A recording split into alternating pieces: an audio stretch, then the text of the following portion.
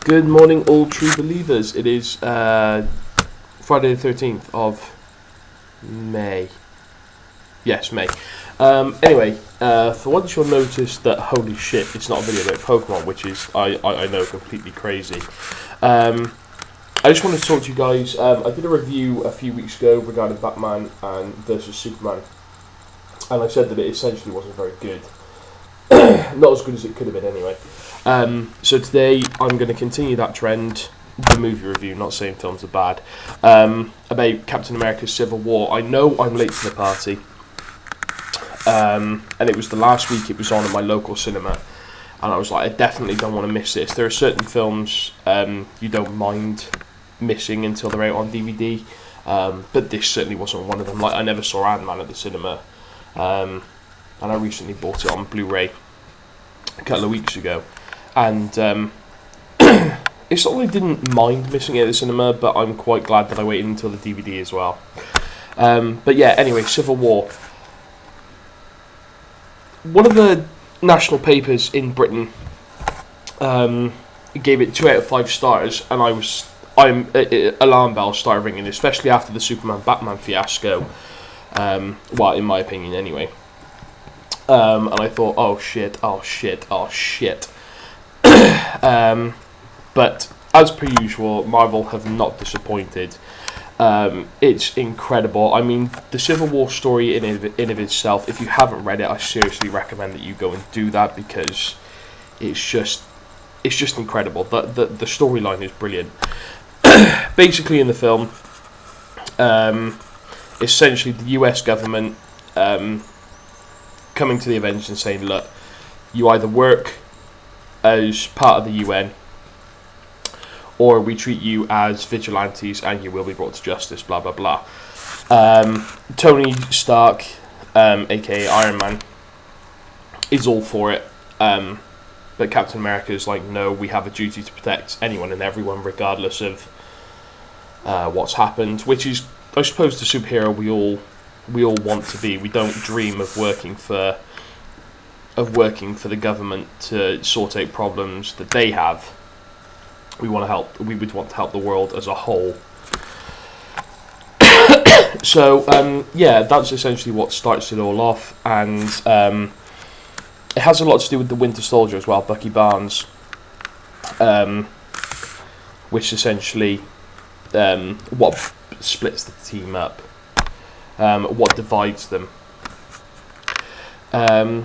Everyone is brilliant in it. I mean, the guy who plays T'Challa, the Black Panther, is incredible. I look forward to seeing his solo film.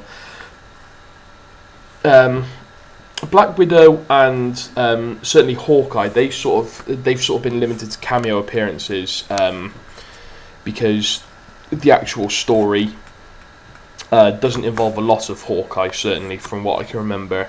And Black Widow is already known anyway, so yeah, everything about the film is brilliant. I mean, Spider-Man is superb. Tom Holland, the young British kid who plays him, has finally seemed to have gotten the balance between the nerd that is Peter Parker and the hero that is the cocky hero that is Spider-Man, down to a T, which is brilliant, because Tobey Maguire was too much Peter Parker, and Andrew Garfield was too much Spider-Man. Not that they were bad films, well, except maybe the film with Electro. But yeah, essentially they were too much of one and not enough of the other, which, you know, it happens. But yeah, I'm looking forward to him getting a solo film as well. Yeah, pretty much the entire film was incredible. I mean, it's 2.5 hours long, so long sitting. And a few people have said that I've seen on my Facebook and in other reviews as well, not just the one national paper that set alarm bells off in my head. They said it was too long. It is 2.5 hours, so it is a long sitting. But like Batman vs Superman, yes, it's long, but I wasn't bored at all. Like, it played along nicely. Action was broken up by not delegation, by conversation, by less action-y sequences, I suppose, would be the best way to describe it. I just realised I really look like the Numa Numa guy, don't I? Anyway, Um, yeah, I mean, Spider-Man's in it, which is just brilliant. I mean, it's a shame that Hugh Jackman is finally going to be hanging up his claws as Wolverine. Otherwise, I would say get him involved as well, because I don't want anyone else to play Wolverine, because there are certain actors that are born to play certain roles, and Hugh Jackman is Wolverine. But yeah, I mean, Ant-Man's in it, which is that's crap on my laptop. There. Everything about the film is spectacular. I do have two minor issues with it, and they're so minor they're not even worth mentioning, but I will. Every time there's a change to a different place, a country or city, it came up on the screen in big white letters. I felt that kind of just, it was shoved in your face, rather than like most other films you see like that, it's in one of the corners of the screen, and that's absolutely fine. You still know what's happening, where it's going on, and everything like that. I just felt having it in big white letters across the screen, it just made it, it bugged me. It's probably something that people are going to say, oh, shut the fuck up, why are you even talking about it? And to the most point, you have, that's absolutely fine. It's just something that grated with me personally. And the second issue is there's a scene where T'Challa is chasing the Winter Soldier and Captain America through an underground tunnel full of cars. And obviously, the three of them are they're not superhuman, but they're enhanced, as they call them in the film. And they're running past these cars at lightning pace, which again is absolutely fine, but it just doesn't. The animation just doesn't, because obviously they've done it in CG. It just doesn't look quite right, and again, that's a small personal. That's not a personal issue, but it's a small issue on my part. But otherwise, I mean, Sebastian Stan, the guy who plays Bucky, is brilliant. I honestly didn't think that they would go with the Winter Soldier. Not obviously, I knew that's who he was,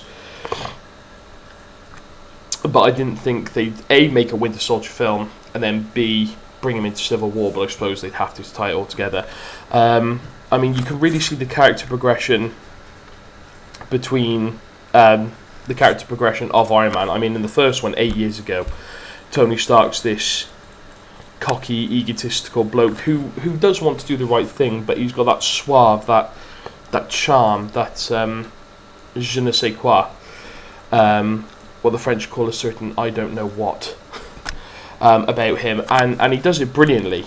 And in Iron Man 2, it's really weird to see how in Iron Man 2 the US government are basically saying, give us the Iron Man suit, and Tony Stark's just like, no, it's mine. And then you see him grow up. You don't see the cockiness, you don't see the suave, you see the nitty gritty that is Tony Stark, especially what happens at the end, which is incredible. They brought back, I'm trying to think of the actor's name, and I apologise that I can't. It's the guy who played Thunderbolt Ross in the Incredible Hulk film with Edward Norton, which again is a pretty good movie. They brought him back. He's now Secretary of State, and he's the one essentially pushing for it all.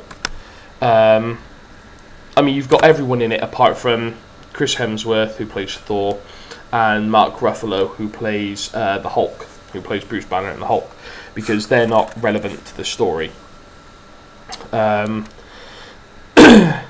I do think that I mean Tony Stark brings it up quite brilliantly in the scene where you first see Spider-Man. Aunt May is far too attractive. Like, you think of Aunt May, I mean, you see her in the comics, and she's this old, wispy, white-haired woman, and that's what she is in pretty much every cartoon series you see of Spider-Man. In the Tobey Maguire Spider-Man, it's like you think of Aunt May, that's what you see. In the Amazing Spider-Man with Andrew Garfield, she's a little bit younger, but you can still see her as an aunt. But this woman, way too good looking.